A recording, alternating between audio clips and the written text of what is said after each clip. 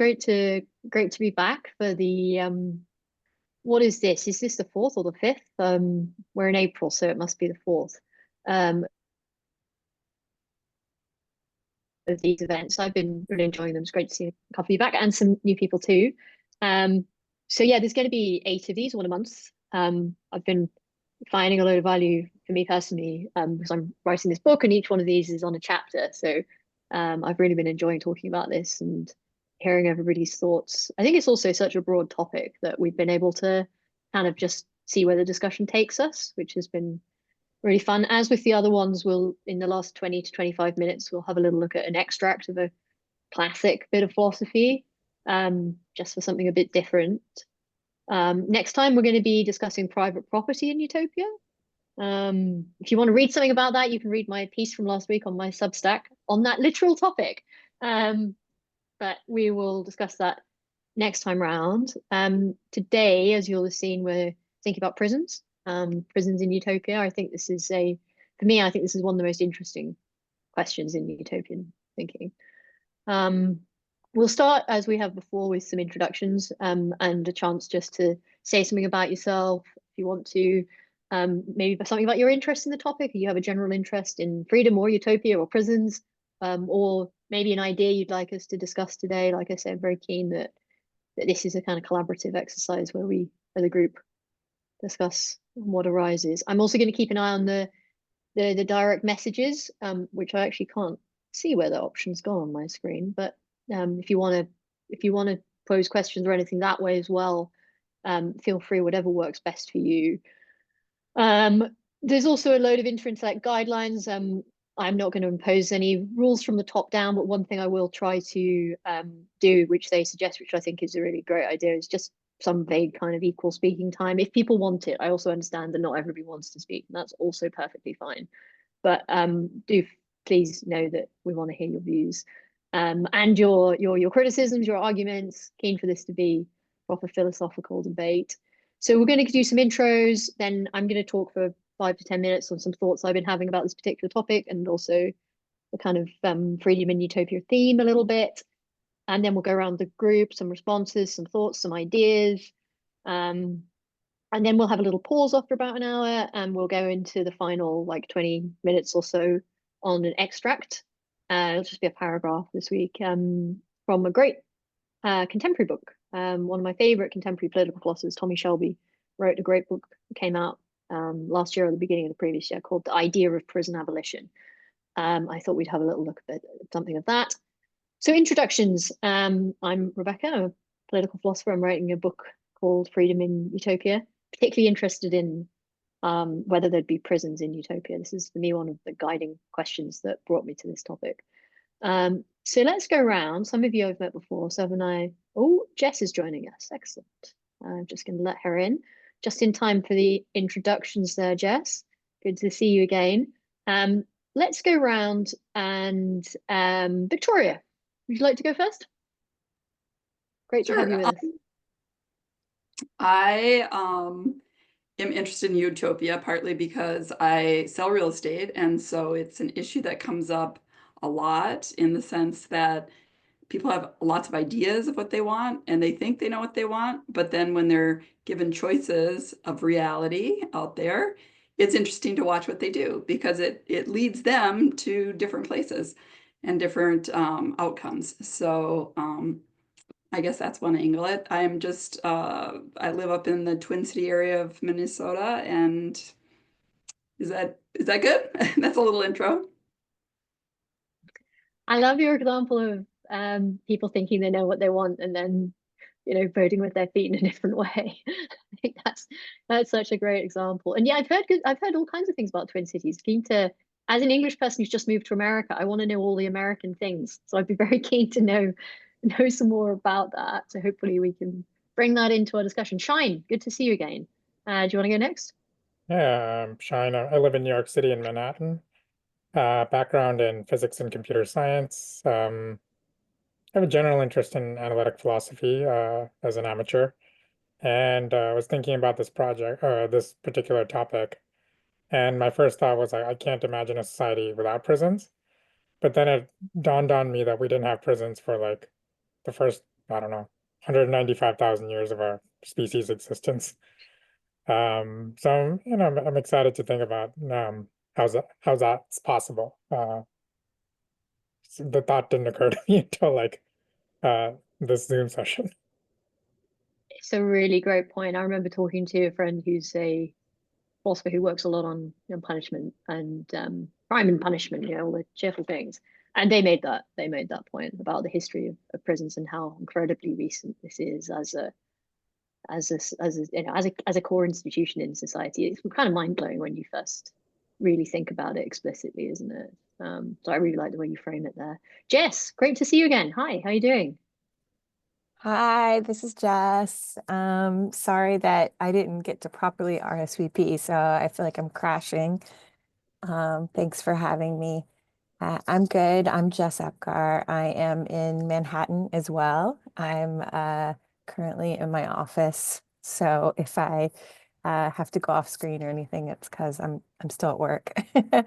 Um, and I really enjoy all of these meetings that we've had so far about Utopia. I think it's just a really interesting topic. I'm not doing any specific research or anything on it. I just like the topic. I think that today's conversation about prison is going to be really interesting because I know that criminal justice is a big issue area for where I work at. I work at the ACLU, and I think just coming to work at a civil rights organization, it makes you definitely see criminal justice in a different light. And from the way that I used to think about it to what that I think about it now is definitely different. And I'm just curious about other people think about how prisons or criminal justice could be in a utopian society. So happy to be here. It's wonderful to have you back. And yeah, I mean, again, I have to say, as an English person who's interested in this topic and has read a bit of stuff about the American criminal justice system, yeah, I mean, the British criminal justice system has its problems, but the American system is, yeah. So I'm very keen to learn more about the practical side. As a philosopher, I mostly don't think about although as a person who also works on policy stuff, I do think about practical stuff. But I'm aware that as philosophers, sometimes we can get a bit divorced from the real world. And being having the opportunity to talk to people who see this stuff happening and experience through the people they work with what's going on, I think that's very valuable to me. So it's great to have you with us. Joel, hi. How you doing? Hi everyone. Hi Rebecca. Yeah, my name is Joe. Sorry. Am I audible?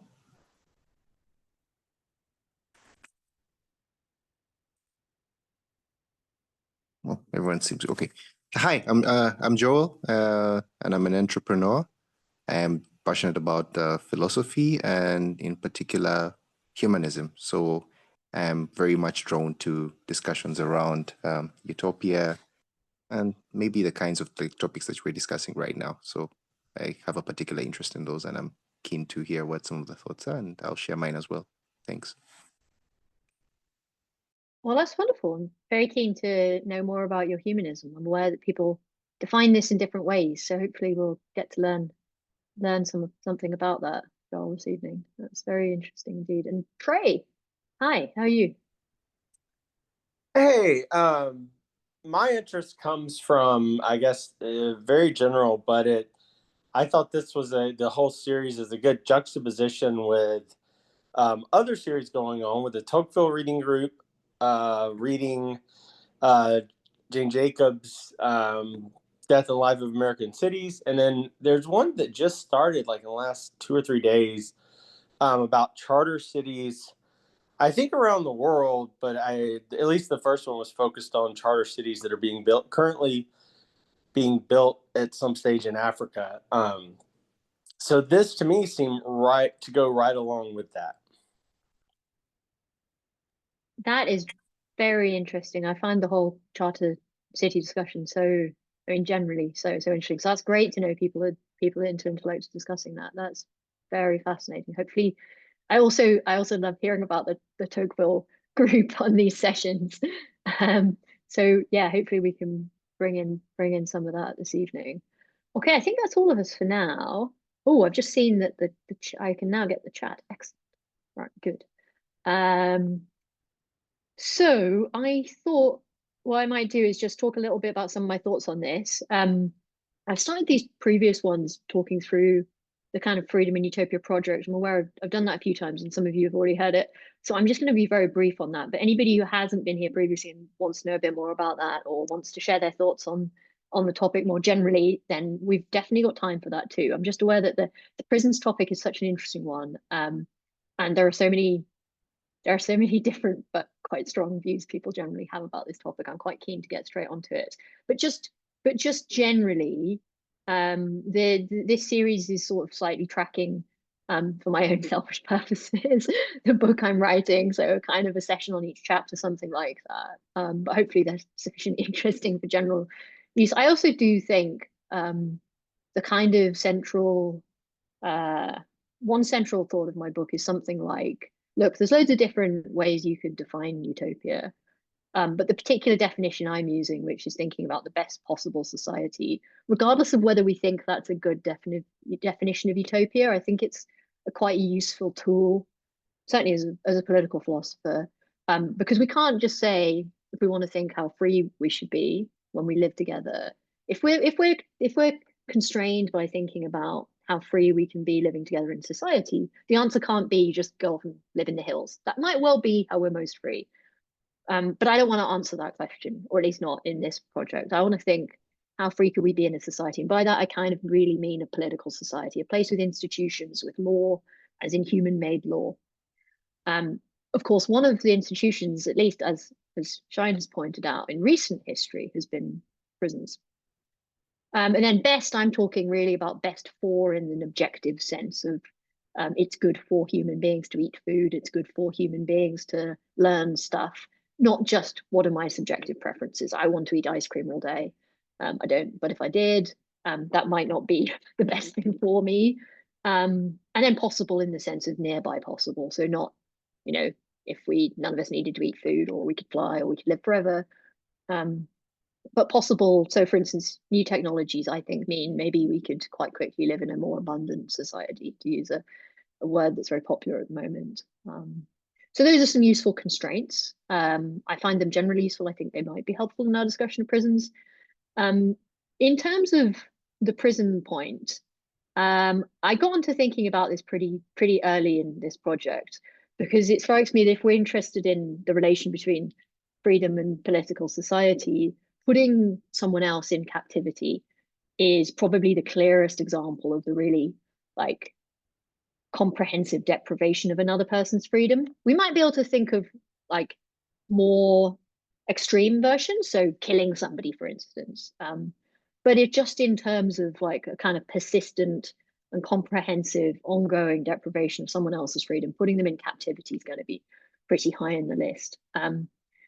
So when I'm talking about putting someone in captivity, just some philosopher's constraints, I'm talking about kind of a locational thing. So not just, I don't know, you might say someone's in captivity if you brainwash them. I'm not really talking about that. I'm talking about physical, locational captivity. I'm also talking about it being persistent. So some people want to say, and I have quite a lot of sympathy for this actually, that schools are like prisons. Certainly as a kid, as someone who really hated being bossed around, I found school a bit like a prison. But on my definition of it being persistent, being held in captivity, schools are not going to count, because you get to go home at the end of the day. That's a separate discussion. We can have that discussion. I'm happy to have it. And similarly, I'm talking about it being deliberately imposed. So if you were shipwrecked on an island, you might well think on some level you were in captivity. You couldn't go where you wanted to go, but it was because there was a freak storm and your aeroplane crashed. I'm not talking about that. I'm talking about imposing on somebody else a persistent locational sense of captivity. Okay. Now, this seems pretty bad if you care about freedom and liberal stuff more generally. Minimally, it seems bad in terms of constraining other people's free agency. If we think of free agency in this philosophically deep sense of being able to make choices for yourselves and act on those choices, do and not do certain things, seems quite bad. It seems quite bad in terms of your physical and mental well-being, even just on a very, very minimal, more libertarian conception of that, of like rights violations. Putting someone in captivity persistently, imposing that on them seems quite bad. And finally, a third, again, pretty minimal theme within liberalism is the idea of kind of equal moral status, so treating each other, at least in a basic sense, as equals. Imposing that on somebody seems pretty bad. Okay, so that sounds quite problematic. However, as various people have already pointed out, it also seems like it's going to be hard to have any kind of really substantial integrated society with more than about 2 or 3 of us, or at least maybe 10 or 20 of us, where we don't have this as an option. It almost seems like it might be necessary. This isn't just as a response to crime, it's for other reasons too. So if you have a new infectious disease, if somebody poses a danger to themselves or to other people, we often think that there can be justification for putting them in captivity. It's not to say, therefore, it's necessary right, just because people do it. But particularly in the case of, really violent criminals who are showing no contrition, who you've got a guy and he's like, no, I'm going to be upfront about it. I'm going to carry on. My goal in life is to kill as many people as I can, and unless somebody stops me, I'm going to keep doing it. Sadly, there are some people with those goals. How else are we going to deal with them if we don't put them in captivity? Happy to think about other options, but for quite a long time now, prison has seemed like an option for dealing with this. And crime is bad. There's a good article by this British philosopher, Jonathan Wolfe, where he basically just spends a chapter saying, guys, crime is bad. Because sometimes in these kinds of arguments that can get a little bit missed. Because yes, putting someone in prison is bad, but crime is also bad. It's not just bad because it might cause you, physical pain. You might lose your stuff that you care about. Someone steals your granny's ring that she gave to you when you were a kid. Someone breaks your leg. There's other things though too. It means someone's treating you with disrespect. It can harm you in other ways, in terms of you can become anxious about living in the world. You can feel like you're persecuted. There are many, many ways in which serious crime is a really bad thing, and we don't want to ignore that because we think that prison is a liberal. So how do we deal with this conflict? This seems like a pretty serious conflict, because even in Utopia, people are going to have bad desires, unless we're going to start mentally sterilizing people so they can't think their own thoughts. People are going to have bad desires, and some people are going to have really bad desires and they're going to act on them. Seems unlikely to me that there aren't going to be some psychopaths in Utopia. Possibly, as we've talked about before in some of these sessions, when people have lived, people like John Rawls make this argument, and people have lived for a long time in the newly just society, the place of the utopian institutions, maybe they'll become better. Maybe we'll have fewer really bad people. That seems to me a bit of a risky thing to assume, but it seems possible. I just think if we're going to allow people to be sufficiently free in terms of making their own choices, not brainwashing them, not chemically trying to change the contents of their thoughts, we're probably going to have some bad people wanting to do bad stuff. How are we going to deal with that problem? There's a further problem. I'm going to finish, by the way, by saying other problems. I'm not going to tell you my answer, although I'll tell you later if you want to know it. There's a further problem, however, particularly for liberals of my kind, so rights-based liberals. That is, liberals who can't just say things like, look, the most important thing is the kind of average level, the aggregate level of societal well-being. People along the kind of more consequentialist moral theory type lines. We can talk about this. We talked about this a little bit before, but there are some people who want to justify policy decisions or individual actions, or they want to judge the value of those actions or the value of those policy decisions by looking just at the end point and saying, look, the truth of the matter is prisons make for a safer society. Now, actually, as we know, a lot of the evidence suggests that prisons might not actually be very effective, at least on some measures. I'm less interested, although of course we can do that, about getting into the detailed empirical stuff about that. There's very interesting writing about it.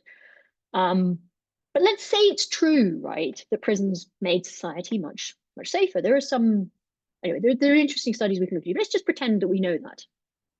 Does that justify locking people up? Does that justify treating people in that way just because it brings about a good end? That's going to be a problem unless you're the kind of thinker who thinks it's okay, we can just look to the ends and justify the means.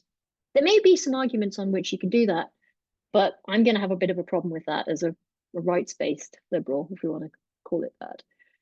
What's more, oh, someone else is joining us. There are some other ways in which you might justify using prisons, not just those kinds of, hey, it's going to make society safer, the kind of deterrence type arguments.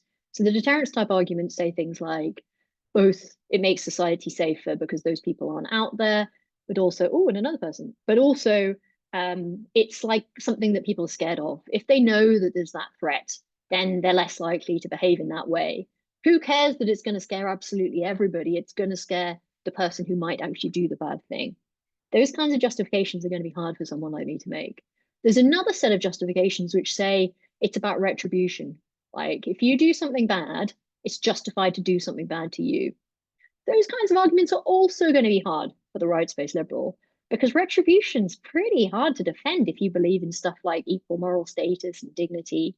Not to say that people haven't made those arguments. There are some very clever, complex, interesting arguments about communicative type retribution, prison punishment type arguments. But basically trying to justify punishment generally, never mind just putting people in prison, is quite hard if you're a rights-based liberal. So we're kind of stuck in this position in which, like, we get that crime is bad. We also have this other set of things we might want to lock people up for, like stopping infectious diseases spreading, if people are a danger to themselves or to other people, not because of crime reasons, but because of mental health reasons.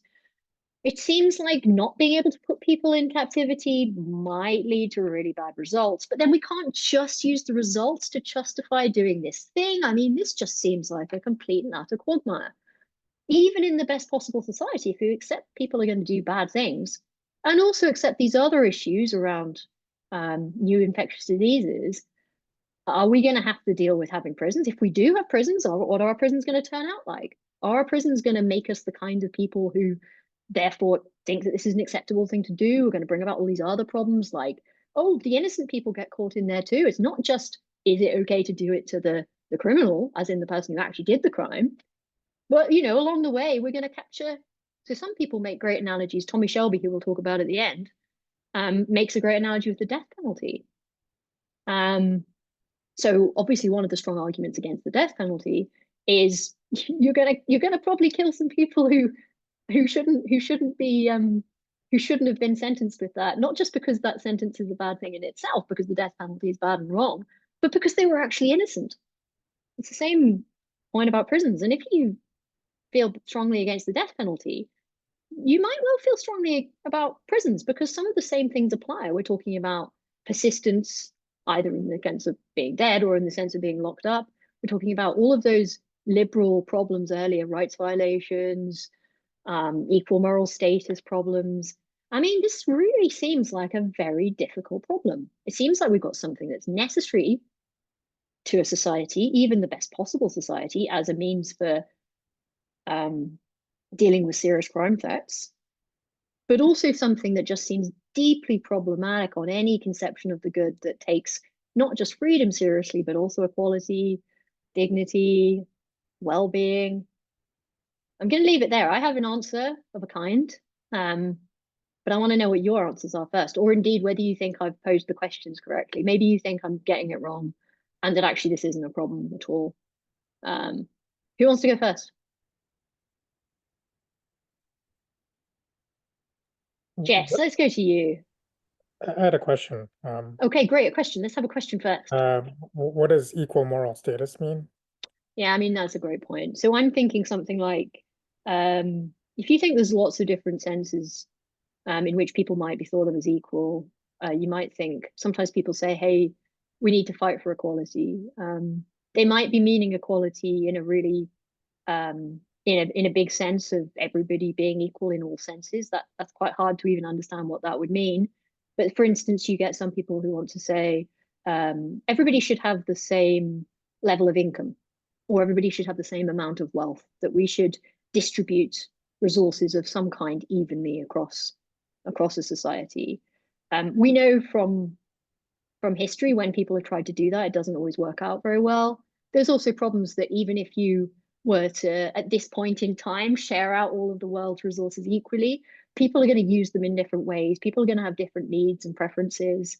If you give everybody in your country an income of $10,000 and you also give them $10,000 of wealth, for some people, they can live on less. Maybe they don't have any kids, or maybe they have inexpensive desires, but they're still going to be happy. Somebody else, maybe they have more physical needs, or maybe they want to be a research scientist and they're really brilliant and they're going to cure all kinds of diseases, but it's really expensive because there's some equipment that they need to buy. So there's a sense of equality in terms of distributing or allocating resources. There are other senses of equality in the sense of treating people equally. So you might want to say, I don't know, regardless of your sex or your race or your religious beliefs, you should have equal opportunities to enter the labor force and be treated as a serious person in society who has opportunities not only to work, but maybe also to run for political office. That kind of sense of equality. I'm talking about something like that, but maybe even more basic. It's just something like, look, we're all human beings, therefore we should recognize that in each other, and that comes with a sense of status, in the sense of a dignity. And then you might want to say something like that kind of treating each other as holding equal moral status, as a moral actor, as the kind of creature that has obligations but also has rights. That doesn't have to conflict with other senses in which you might have inequality. So imagine you're a doctor in the hospital, and there's a doctor who's senior to you. There's some sense of hierarchy. That's perfectly consistent with you also treating each other as people with as living things with equal moral status. So that's all I'm meaning. One way I like to do philosophy, I guess, is thinking about the most minimal thing. It doesn't mean I don't think the things further downstream are not important. I just think oftentimes if we're looking to agree with people who might have different views from us, if we can find some small common shared like premise on which to agree, that can be a good starting off point. And it's quite hard to argue against the idea that we share some sense of equal moral status, therefore we should treat each other in certain ways. The reason you shouldn't intentionally and unnecessarily harm another human being is because you share equal moral status. There are other questions which that's going to have less bearing on, but it's a good starting point. Sorry, talking too much, but does that answer your question? Yeah. Great. I think it's an idea you find in a lot of liberal philosophy. Someone like John Locke talks about it quite a bit. Jess, should we go to you? What do you think? I mean, you've already mentioned, of course, that through your work with the ACLU, you engage with the criminal justice system and your views have changed on it. What do you think? Did I frame the question okay? Would you frame it in a different way? How do we deal with what seems, at least on the surface, to be some kind of paradox? Yeah, it's difficult. It's a difficult question. I think if anybody who's here that's looking at the series, it's obvious that that today's session has come after the rights question that we had in the last series, because I keep thinking in my mind that like you can't really come to a conclusion about prisons without thinking about rights. And one of the things that I believe in our current society, not just American, but probably across the world, is that a lot of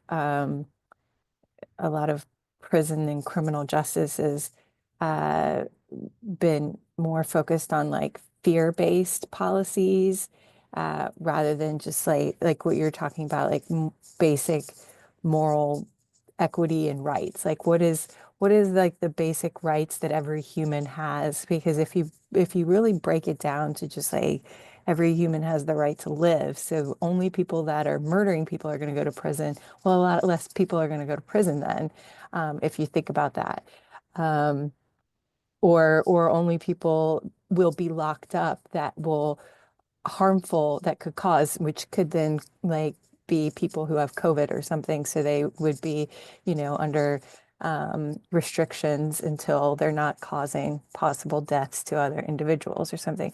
So I think that because like in 2025, like and what we've seen in the criminal justice system, and the reason why we had so many people like in the 90s and the 2000s, is that people were getting put in prison for life for like petty drug crimes and such, which is, it's like, why does it come down to that? But it was really fear-based, because politicians needed to get elected.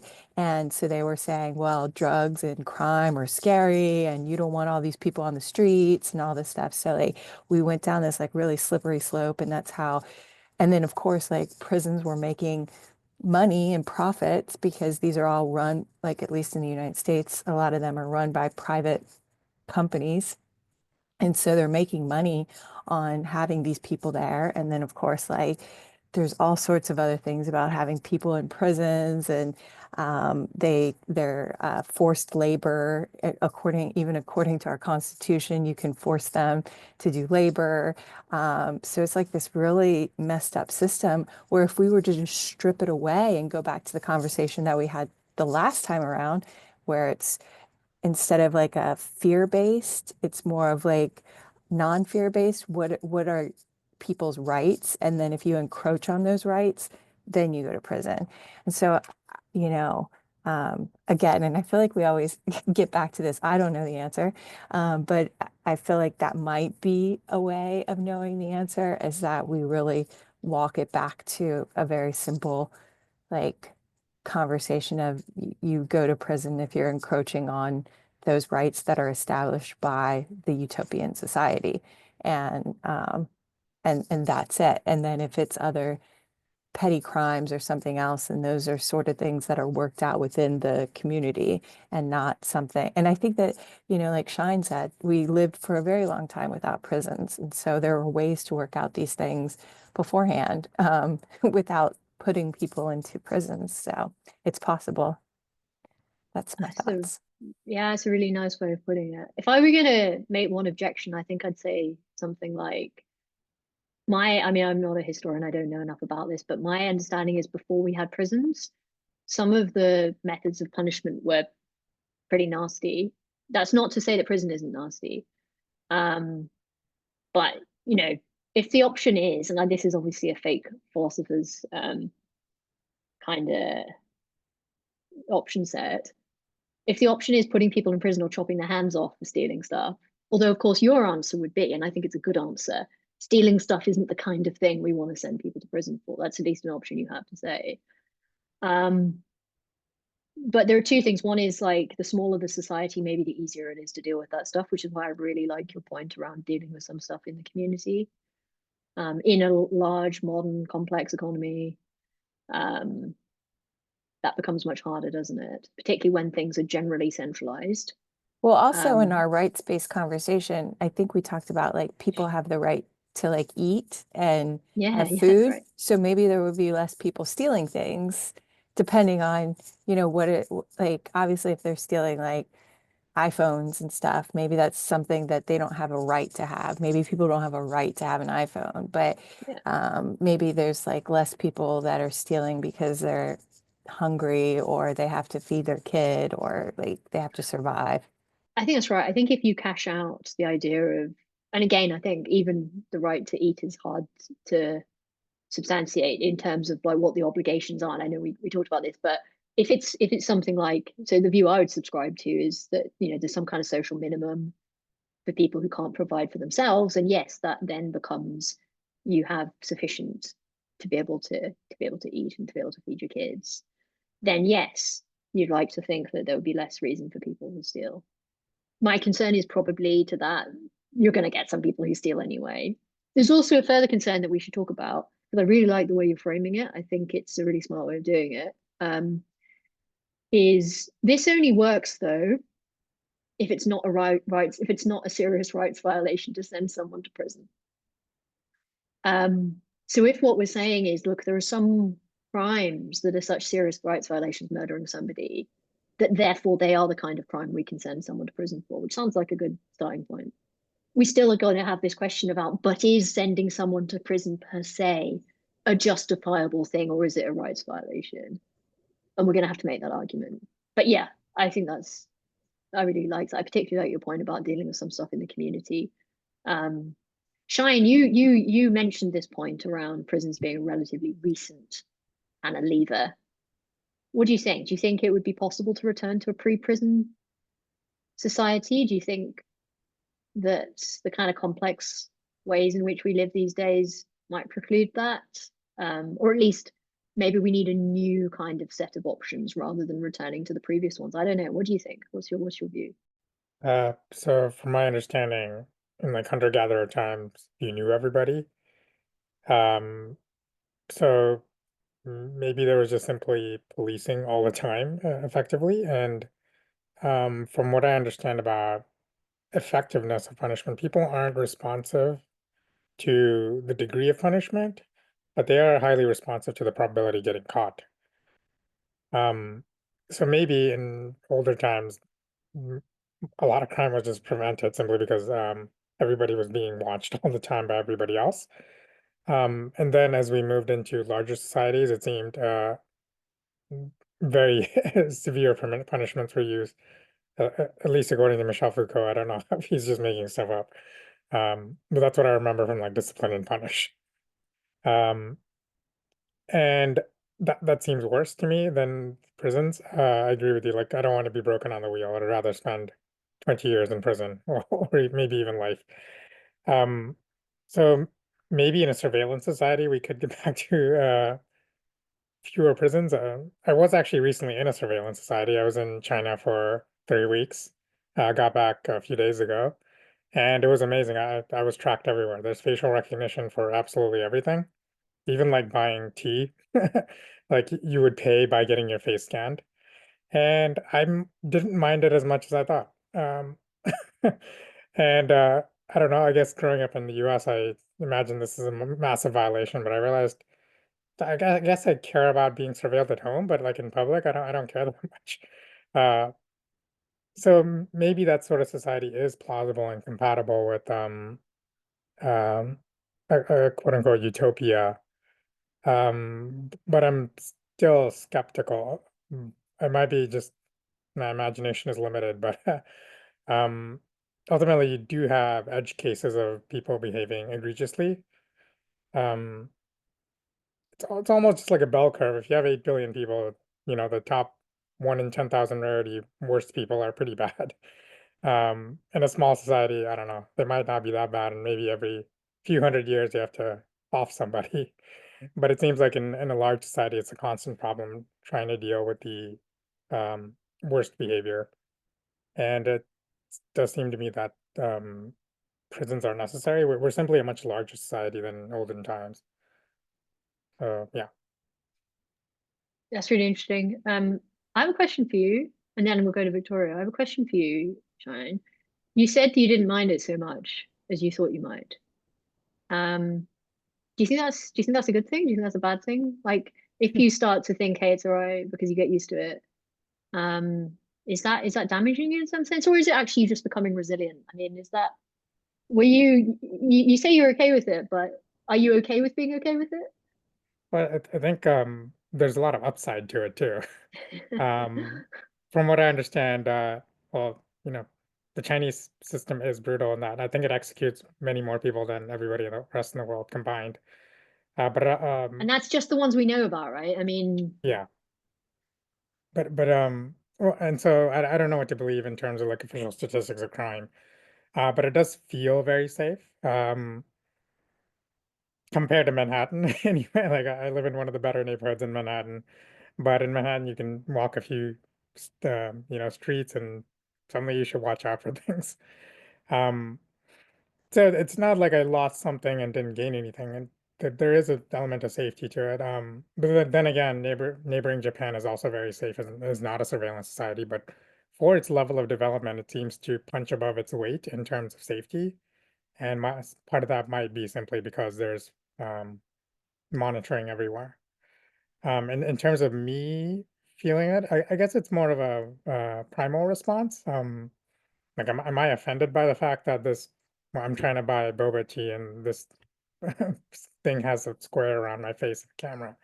No, I didn't feel so bad. I don't have an explanation for it. Like, I guess maybe I just didn't care as much as I thought I would. privacy is sort of an abstract idea. And I don't know if like other societies care as much, and maybe I guess I'm not as quote unquote brainwashed by Western thought on this. I don't know why.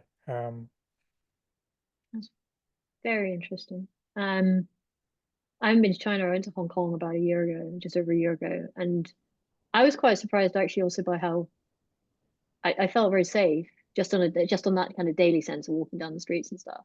I mean, quite a lot of police around. I was quite annoyed with myself for valuing that because I feel very strongly that I feel very sad about what's happening there. But yeah, it's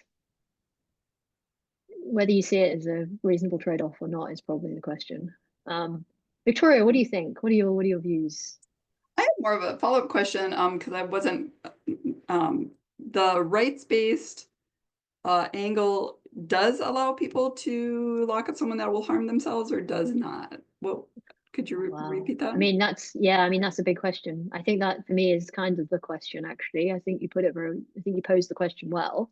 If the starting off point is something like, look, we have these rights and these are things you can't violate. So rights are a particular kind of, whether you want to think of them as in something in your interest or something, a power. There were all kinds of debates we talked about last time as to what a right actually is. But if you just think about it in terms of something special, which means that other people have these really serious obligations.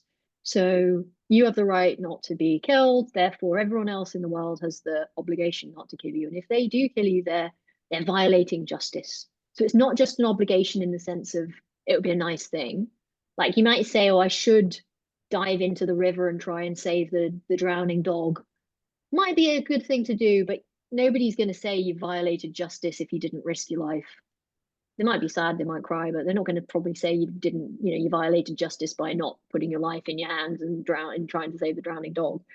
But if you kill somebody, most people are going to say you violated justice. There might be some exceptions if you killed them in self-defense, for instance. So a question here is going to be, how do you deal with a rights violation when there wasn't some kind of exemption? So you go kill somebody, it wasn't in self-defense. That seems like a really bad thing. How are we going to deal with that as a society, particularly if we think you might go and do it again? The question then arises, well, one solution is putting you in prison, but is putting you in prison a rights violation?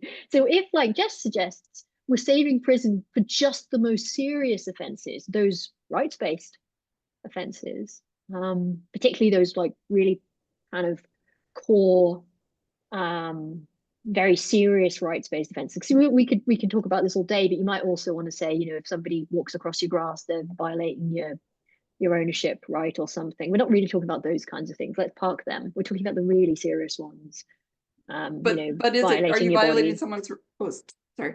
Are you violating someone's rights who, if they're going to harm themselves, if they're going to do harm to themselves, and So that's an excellent question too. So some people who have quite strong views on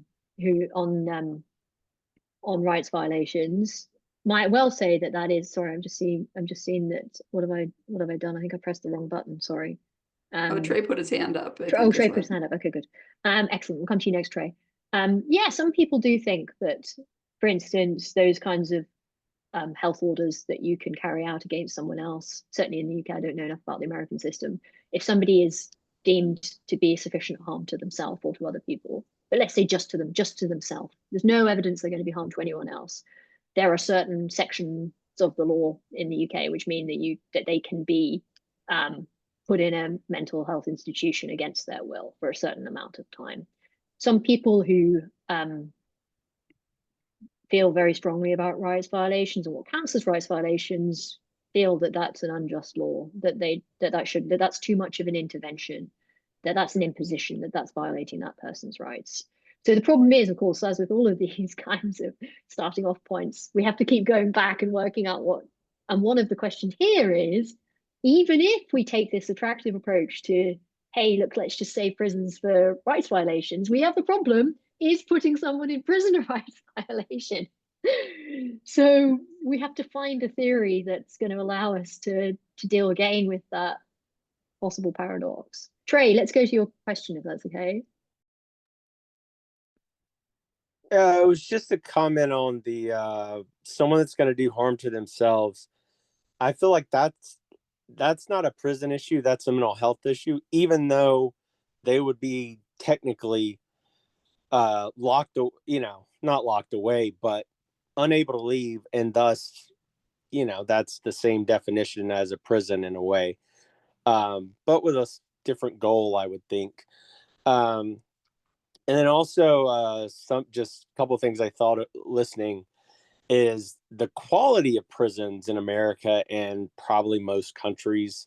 They probably have more issues than not everywhere, maybe. I think for our discussion, that's very much a separate issue. And we have to define what the prison would be. And I would just do it in the concept of a prison system that respects the rights of people, whatever those are, respects the rights of the convicted criminal, or whatever the correct verbiage is there. And there was another point I had, and I'm going to try to see if I can remember it real quick. There's also the person that is also a mental health issue, but will do harm to others and probably themselves and probably property too. Cover it all. And animals, we'll throw them in there as well. And so, yeah, that person needs to be, not prison, but mental health, maybe / prison, if the way you find out about it is they did something. But more mental health than prison, if it's obvious. And again, that's quibbling over what the difference is. But I'm going to end it with just my quick and very ignorant take. I don't know a lot about prisons, but it's just there's human nature. And there's human nature that people that will do bad things. And I was listening to Anthony Weiner, of all people. He, of course, spent time in prison, and his take was, most people there are okay people that made a mistake, or that, maybe they're not quite okay, but they can live and you can work with them and cohabitate with them.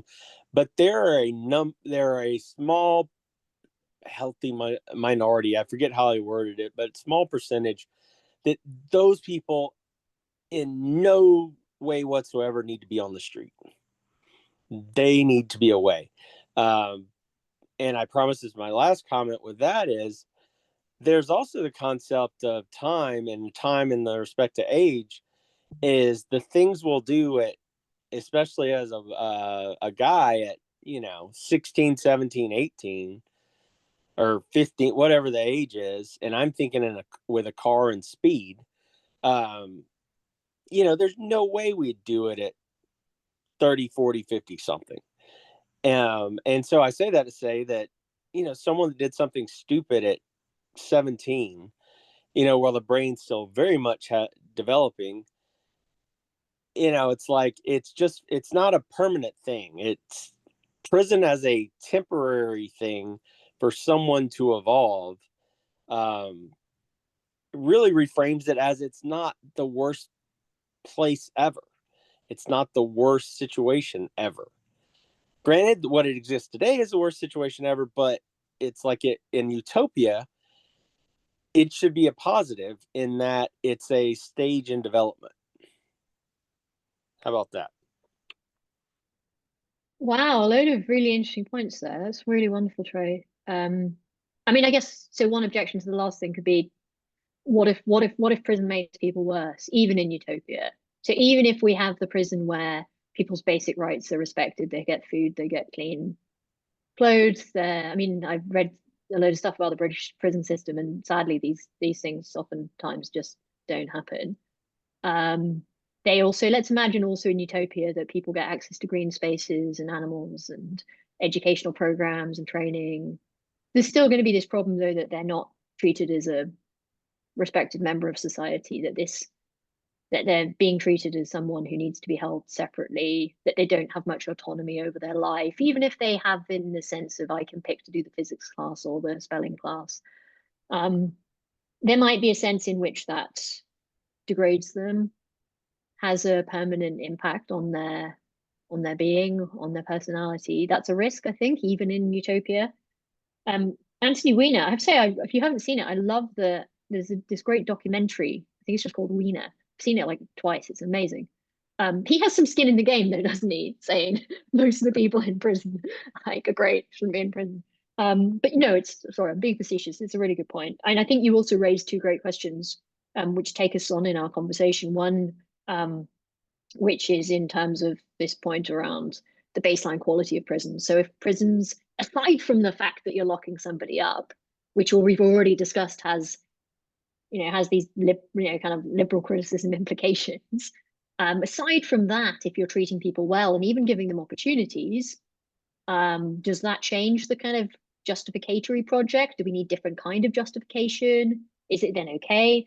And then the other point, which is a brilliant point you make, which we touched on only briefly, like what is the difference between institutions where people are put in this, sense of persistent captivity, these conditions we talked about at the beginning, it's persistent, it's imposed, it's locationally captive, but it's done for a different reason. You said a different goal. So presumably we need a different justification. Some people might think that's not the case. Some people think all instances of imprisoning people, whether it's to stop the plague or whether it's to prevent crime, are all instances of public health matters. There are some philosophers who make this argument. I kind of think that's just using a word to try to kind of slide over some differences. I'm not really sure that works for me. My guess is you need different justifications. I think it could be the case, for instance, and this is my actual view, I don't think putting people in captivity is justified for punitive reasons. So I don't think as a punishment, it's justifiable. I struggle with the idea of punishment generally, but let's say I do think some punishments are okay, like a fine, a small fine for doing something, even a big fine for doing something. Let's say I'm okay with that. That doesn't mean I'm okay with chopping your hand off. The question is, where does prison come in there? I don't think prison can be justified for punitive reasons. I do, however, think that sometimes for defensive reasons, prison might be justifiable. This is going to be problematic for people who want to define prison along the sense of punishment. Some people say definitionally a condition of prison is that it's punitive. I'm just going to say, fine, let's call it schmisen, right? I don't care what we call it. It's some kind of place where people are, locked up persistently, it's imposed on them. But I'm going to say the reason that we're putting them there isn't to punish them, it's to protect the other people in society. And I think you need a different argument for that. I want to say, I think I can make an argument for some extreme cases. The person we talked about earlier, the guy, sorry, it is usually a guy, who says, my goal in life is to kill as many people as possible, and I'm not going to stop doing that. I think for defensive reasons, it's justifiable to put this person in captivity persistently until they reliably change their mind. We believe reliably that they have. Doesn't mean I think that you can treat them badly in the prison. I still want all of those their basic rights to be met, etc. I want them to have education, all of that stuff. That's going to require a different argument from the argument that says we can put him in prison to punish him. That's the thing I think is hard. Some people might want to say I'm just doing a kind of philosopher's sleight of hand. I don't think I am. Now we've got a comment on the chat. What is it? Defensive reasons. Yeah, so I mean just in the sense of self-defense or defense of other people. So the reason I would be putting that guy in prison would be to protect the other people in my society.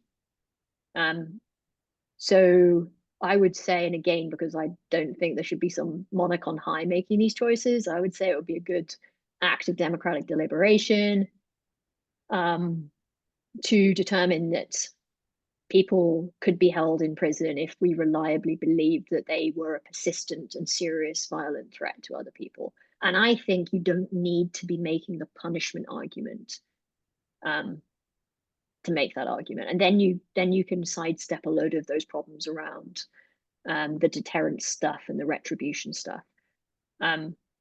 believe me, I think there are objections to my position, but I think it's a move which can be useful. Who else have we got? We've got Joel. Joel, hi. Hi. You have your hand up. Yes. Okay. So my submission is stems from a viewpoint that I have. So in a utopian society, you hope that I mean, it's the makeup of the utopian society is that you have a group of people that agree that there's a certain set of rules and ways of life that they want to live by. So for me, the question that says then, are prisons necessary, or will we have prisons in Utopia? I think of it and say, okay, well, if 6 people come together and say, well, if you kill someone, then we need to sort of like find a way to maybe banish you or take you out of society. If that's the general agreement, then maybe I believe that it then justifies why we need to, and you use the word prisons, then we need to create something. Either you're banished from the society or you're but something has to be done.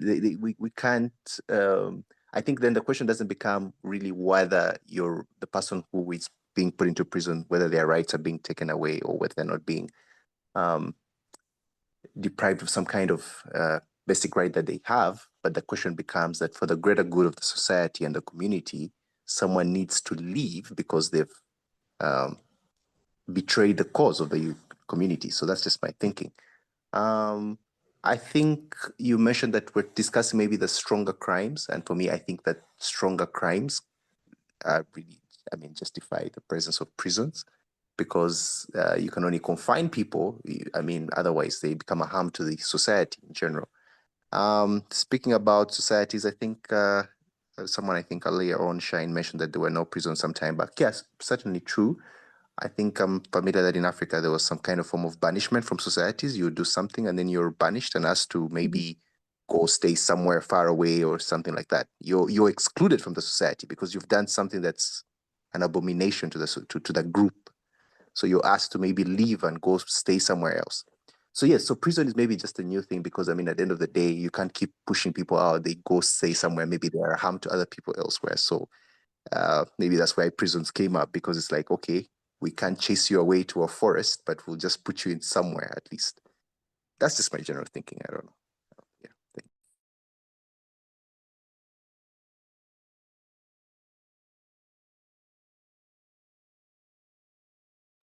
you. You're muted. Sorry. I was going to say, yes. Yeah, I really like your point, Joel, about prison as a kind of exclusion. I think that's a really smart way of looking at it. I also like your point about banishment, because it strikes me one thing we haven't talked about that much are like alternatives. So we talked a bit about, Shine brought up surveillance. We talked a bit about, previous more barbaric types of addressing crime, like chopping people's hands off. We talked about the death penalty briefly. But yeah, one approach, and we've talked about this previously in some of the other utopian sessions about, who gets to live in Utopia. Is it still Utopia if certain people are living there? What about, there's questions about utopian immigration, but one of the questions might be, can you banish people from Utopia? Is banishing a utopian thing? What does it mean if you're Utopia, but you're sending all the violent people off to your next door country? Can there be a Utopia if that's what you're doing to the rest of the world? I think we addressed it one question. Can it be Utopia if there are people living in other countries where bad things happen to them? So yeah, you've brought up all of these really interesting questions. I also like the way you said, so something has to be done, right? We have to come up with an answer to this problem, and that's really hard. And just briefly on the kind of democracy point, I guess, I think that's right. There's 2 questions here. One is like, what are the set of justifiable solutions that are available to a democratic society? So it might be that prison is one of that set, banishment is one of that set, but the death penalty is not one of that set. So it's like, what are the options that are possible, that are permissible? The other then is, how do you put them in place in your society? So are you going to have a democratic condition on this? Is it, look, prisons are justifiable, but only if the people in the society have determined that to be the case. I want to say something like there are some things that aren't a question for democratic deliberation because they're a basic precondition of democracy itself. So if the people democratically vote to get rid of women's rights, that's just a kind of incoherent statement because democracy requires people to have say in the decision making of their society. So you can't like, people sometimes make these, what I think are a bit superficial comments about, voting away democracy. On a formal sense, at least, of what democracy is, that doesn't really make any sense. That doesn't mean that that sadly doesn't happen. Victoria, over to you. I think Henry's been waiting. I don't know if he's not on your screen, but he's had his hand up. Henry, sorry about that. Henry, did you? So I'm so sorry. I thought it was your hand still up from last time. Please. Oh, I'm actually on the train now, so Victoria can go. Oh, people are doing more interesting things than me. So no, I was just going back to that sort of line of thought that if it's okay to, restrict someone's movements if they're going to harm themselves, then it seems to flow that it's okay to restrict people's movements if they're going to, or there's a high degree of likelihood they will harm other people. But I think you can even take it one step further and say, if a person has a likelihood of creating so much fear in a community that they are greatly diminishing the living ability, the going about the lives of other people, then again, if for those same reasons, they're harming the other goals of society of people mixing and going about their lives. So in that sense, the restriction is justifiable. But again, as people have said, in definite increments appropriate to the threat at hand. So I guess that was one thing. And then the banishment issue, I just never really thought of it, but I think the necessity of keeping people within the community is a feedback loop that you don't want to get rid of.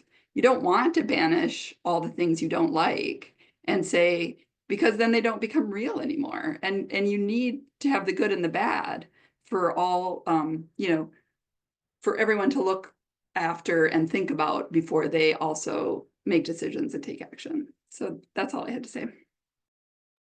Yeah, I mean, these are both brilliant points. I really like the distinction between the likelihood of harming somebody and already doing harm. It strikes me that your instance of, talking about the person who's creating fear in society, there's an argument that they're already doing the harming. Whereas at the more extreme end, the idea of predicting, in fact, actually it was just in the newspapers today that apparently the Ministry of Justice in the UK is working on some AI tool to try to predict who's likely to become a murderer, including, they're claiming not, but some civil rights organizations are claiming that they're using data from people who aren't criminals. Now, it's bad enough to be using the data of criminals to determine whether criminals are likely to become murderers. Anyway, so there's a distinction, isn't there, from the kind of Minority Report society in which people have never been found guilty of doing anything wrong, but hey, you're the kind of person who's likely to murder somebody, and the person who's already going around posing a serious threat to people. It seems, so I think that's a great distinction. Also, your point about the feedback loop, I really like that. I think it's a really strong point. Because yes, if you just, again, sorry to be very English centric, but we've had this big case in the UK about a young woman who went, I think it was to Syria, and did some horrific things. She was very young though. She was, I think, only 15. There's a big question about her. So basically her citizenship was revoked. And there's a massive debate in the UK about, and which largely comes down to exactly your point. Some people say we should have brought her back here so that, we could deal with it because it's our problem. And then there are other people who say she was only a child. We owe her protection. And then there are other people who are like, no, she went off, she left, let's banish her. So yeah, I think this is a really important and again, a very complex question. Jess, over to you. I'm glad you referenced Minority Report because I saw that article about what the UK was doing, and I remember thinking about that. And it's a very interesting movie if you all haven't seen it. And it's definitely things, but anyways, that's not what I was going to comment on. I was going to comment on Victoria's comment on the idea of somebody bringing fear to a community that they could possibly create harm. And I think that, I hate to use the word slippery slope, but I'm going to say slippery slope, especially with what's happening in the United States right now with the US deporting people and disappearing people that are thought to be possible criminals or might be criminals based on the fear that they might be criminals. I mean, some of them have been deported just for the fact that they have tattoos that look threatening. And I think that there's a report that like 75% of them actually do not have a criminal record in the United States. And so I would definitely in Utopia want to make a distinction between actual crimes that have been committed versus crimes or fear-based. And that goes back to the discussion or the point that I made in the beginning is that I think part of the reason why our prison system and our criminal justice system is so bad in the real world today is because a lot of the petty crimes that people are put into prison today for is because people made them out to be so used for like fear tactics, like being put into prison for life for having like a dime bag of marijuana. And now that marijuana is legal in like 30 states in the United States, and a lot of those convictions are being lifted, it's ridiculous to think that people were actually put into jail for life for that. So it does strike me we want to make a distinction between like legitimate threats and some perception that somebody is likely to create something. So I think on kind of the respecting people point, we might want to say, look, if somebody seems to be reliably threatening to do something awful, you've got like, so the security services find that somebody's planning a terror attack and they really have planned it. They've bought the stuff. They're part of a terror network. They've planned out exactly the horrific things they're going to do. That seems like a very different instance from, the guy with the tattoos posing a threat in the sense of some people feeling afraid. I think if we don't have space for addressing reliable self-made threats through some kind of, again, I'm not suggesting that that's necessarily going to be a justification for prison. It might be a justification for some surveillance, though, for instance. For instance, it might be the case that if somebody, if there's evidence that somebody's planning a terror plot, it might be a reason to prevent their internet access. It might be a reason to, I'm not necessarily saying this is my viewpoint, to have them check in with an officer every day, to not leave the country. The point is that we want to make distinctions between the kinds of threats and the kinds of justifiable responses, I think. But one problem, of course, which you're bringing up, Jess, is there's a difference between someone who's already committed the crime and somebody who thinks likely to commit a crime.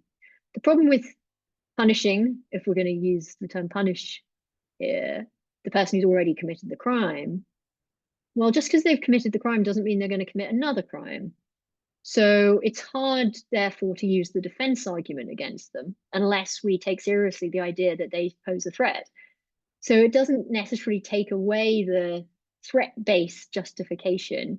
So we say, look, the person murdered somebody, therefore we're now going to imprison them because they pose a threat. But well, they only pose a threat if we think they're going to do something in the future. So then we're going to have to put a lot of weight on the idea that because somebody's done something once, they might do it again. I just think the more I think about this issue, the more complicated it is. But yeah, I think we've got to be super careful if we care about freedom, going around predicting that people are going to do things, even in some instances if they claim that they are. Steve, I think we're to you. Hi. Hi, sorry for being late. Yeah, I think I have the same reaction to you about punishment, but I think it's worth pushing back on that a little bit. Because if you think in terms of a social contract that we have, people live in community, and there is this social construct. There is this expectation, stroke, obligation to behave in a certain way, which can be agreed by everybody. The idea of punishment then it chimes in with this obligation to behave in a certain way. And the old idea of punishment being equivalent, so it's an eye for an eye, a tooth for a tooth, it's not an eye, an arm, and a leg for an eye. And then it's done, so somebody makes a mistake, or somebody, has a moment, which could be, which could be anybody. I think my idea of human nature is kind of Calvinist. We all have this dark side. We're all capable of things much worse than we can ever imagine. Parents never have to teach children to lie. Like, we do that all by ourselves. We always have to teach people to tell the truth. So the idea of a social contract and punishment is a useful one. And if you then think about the social construct with government, so government then is part of that social construct. And I think, I'm beginning to think that the idea that communal societies at scale, like under communism, like just didn't work. It can't possibly work. I don't know that's, that we really have, the information. And so, for example, in China's opening up now, and the Chinese government does a lot in the public space as part of their social construct, much more than kind of capitalist governments, where they tend to like support individuals and companies to do the stuff. So the Chinese government, will have good roads and have high-speed rail, and the idea that they're using surveillance as a control mechanism rather than as a convenience for everybody to transact in a way that's efficient. It is also, I mean, I don't know, where the balance is between those two. I don't think we know enough about the development of communist systems in the West to be informed in terms of thinking about utopia. I think certainly the distinction between personal property and private property is a very useful one. And yeah. So my main point is just pushing back on the idea of punishment not being a useful thing. I think if we get rid of that, and we're not looking at actual crime or actual people kind of not following their obligations within society, and you're thinking, oh, well, they might do something when they haven't done something, then that is already an injustice. So we can never have a kind of justice system without that kind of framework of the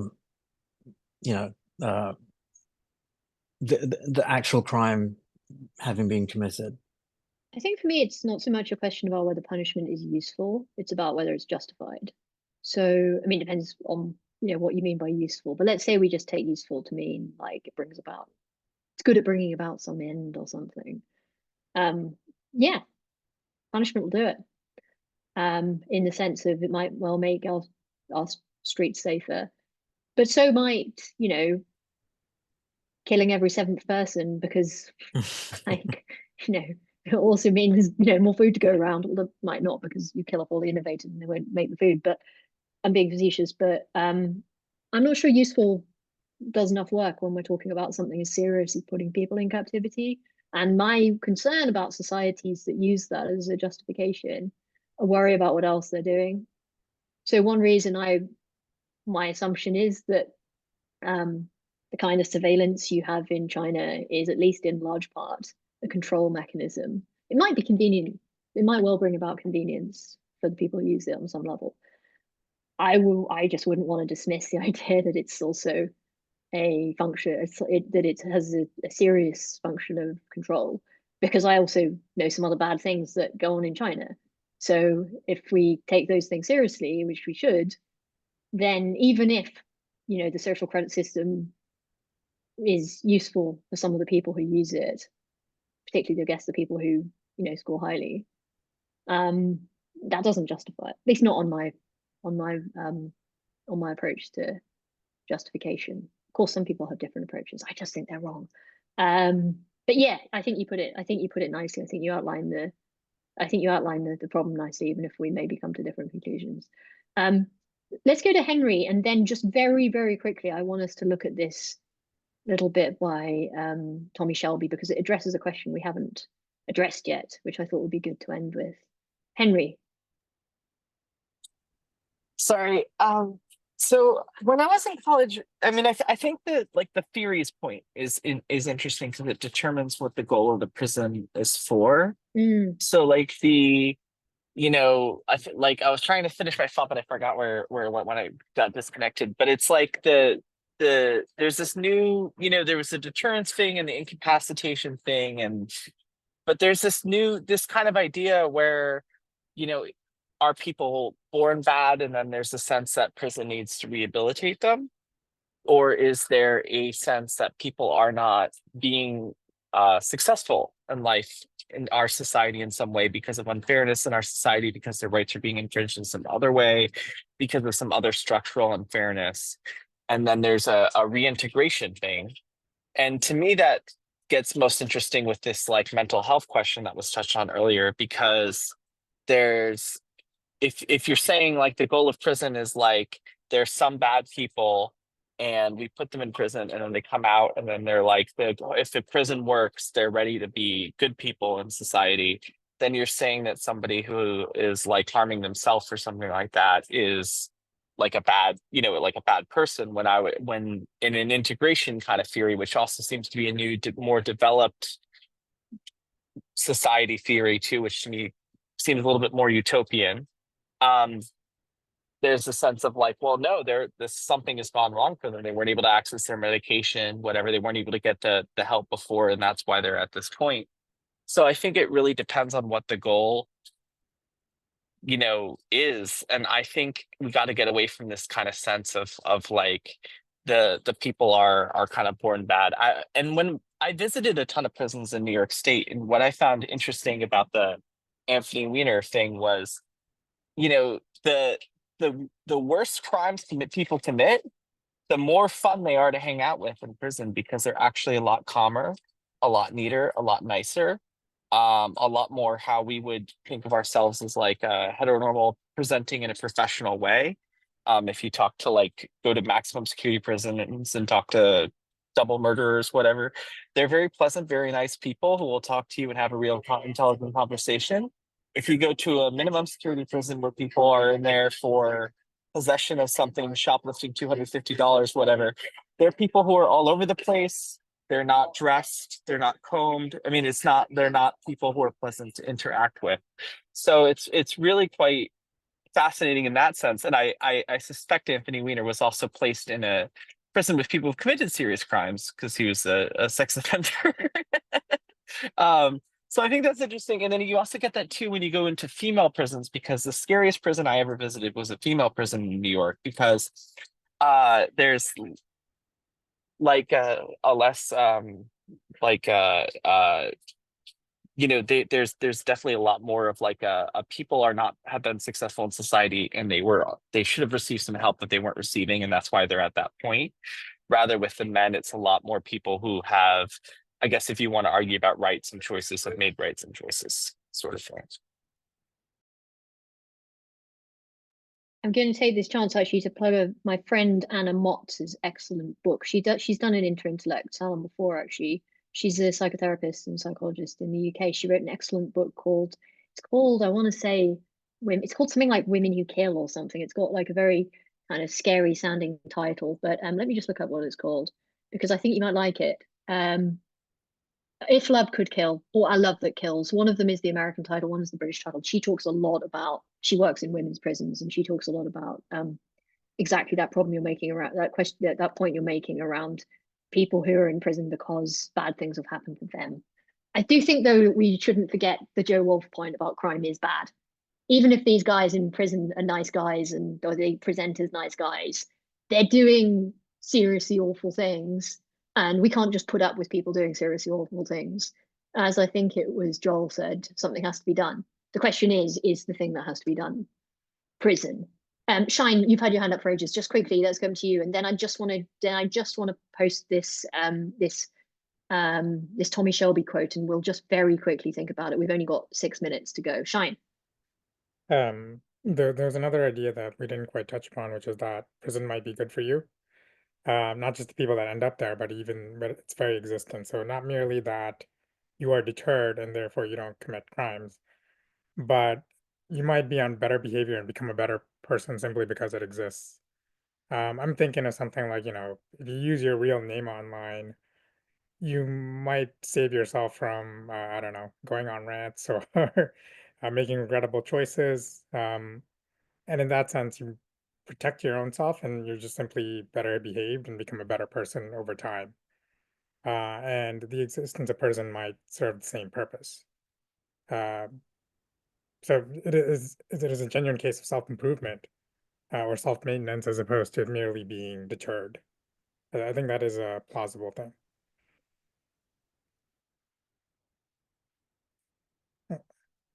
Sorry, I think again, if we're dealing with prison on my, kind of early definition of putting someone in captivity as being imposed on somebody, though, you're still going to have to deal with the kind of paternalism objection, which is, look, even if he does end up being good for you, is it okay to impose that? Like, maybe better for me if I slept more at night. Does that mean that therefore you're justified to come and drug me every night so I sleep longer? That's a very extreme example, but putting someone in prison is pretty extreme. And plus, I mean, for sure, maybe for some people, but there are a lot of people who come out of prison much more hardened, much more likely to be addicted to drugs. There's just the baseline question about, in terms of taking away someone's agency for that period of time, what that does. I'm just going to post in the chat, if I can, this this Tommy Shelby quote. But basically, I think we haven't got really time to discuss it, but he's talking a big theme of his book is this distinction between prison abolitionists and prison reformers. And he talks in this little bit, both reformers and abolitionists, read it off here, seek social change, sometimes the same changes, for example, greater protections for the lives, well-being and health of prisoners. Indeed, some abolitionists are committed to what they call non-reformist reforms. That is, reforms that improve the lives and safeties of prison that will not strengthen, further legitimize or expand the prison system. So making them better, whilst on some level probably gradating away from having prisons. Oh, I've lost you, sorry. Trying to read and do this at the same time. The reformer, though, thinks that the needed changes are consistent with preserving key features of the practice of imprisonment. The abolitionist, by contrast, believes the requisite changes require doing away with the practice of imprisonment completely, or so transforming the practice that it would no longer be accurate to call it imprisonment. And I think this is the question I want to leave you with, which is, after we've thought about whether it's justifiable, let's imagine that we're saying, let's take the Jess argument from the beginning and say, look, there's going to be some small set of crimes that are so serious that it may be that the only option we really have, and not just the only option, but a justifiable option, is to lock some people up for some amount of time because of the rights violations that they've committed. There's then still going to be a question about, okay, maybe that's the case for now, but do we want to try to shift away from that as a mechanism? Do we want to improve the institutions that we have whilst shifting away from that? Do we want to have that as a persistent feature of our society? Again, we come back to this Rawlsian question of, if the other institutions in our society were more just, so this is going back to something I think it was maybe Joel said around stealing and having, more food. If it's the case that there are fewer reasons for people to commit crimes and people generally are happier, their needs are met, their preferences are met more systematically by the kind of life that they have in this society, can it become the day when we don't need, if we've accepted that we need for now prisons? This is an interesting question for both the abolitionist and the reformer, I think. Because for the abolitionist, the question is, all right, we've decided it's unjustified. Does that mean that we can just get rid of them now? We're just going to let all the prisoners out on the streets and in amnesty? How are we going to deal with not just the potential threat that those prisoners might face, but also the response of the people in society to that. You know, if you live in I grew up down the street from a prison. I would have been right on the, you know, on the end of that, in a way in which somebody else who lived a long way from a prison wouldn't have been.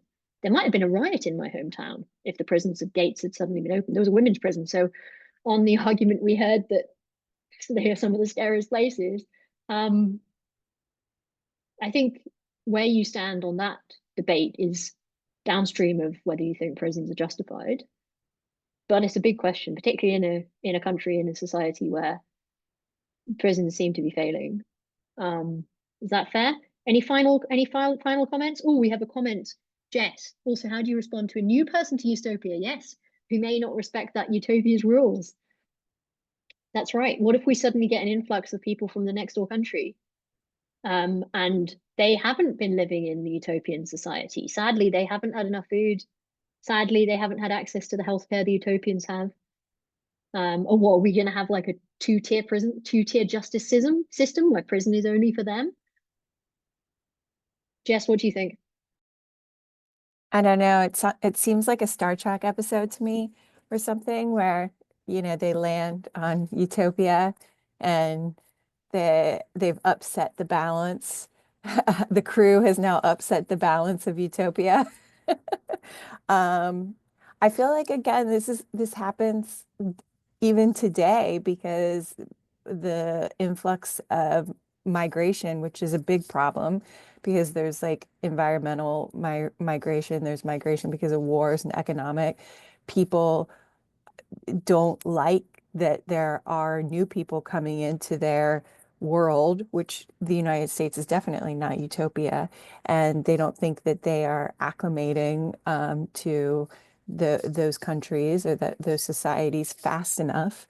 And they want to either deport them or send them away or imprison them.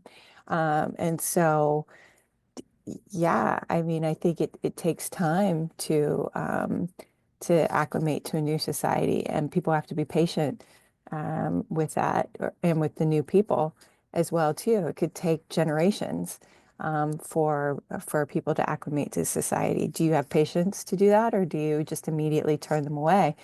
I don't know. It's a big question. Oh, Henry says, it seems like due to pre-existing bias as we have as humans, we try to solve this through making utopias expensive. And then Steve says the question is about whether a country is its people and not its geography. Is an interesting one, right? Well, I'm afraid we're out of time, but we leave with many questions, maybe many more questions than we began. Thank you so much, guys. I've so enjoyed this. I think this has been my favorite yet. I think it's a topic that I certainly personally really enjoy talking about, and I've so enjoyed talking with all of you about it. I hope you enjoyed it too, and I hope to see you again. Thanks so much. Have a great evening. Enjoy it.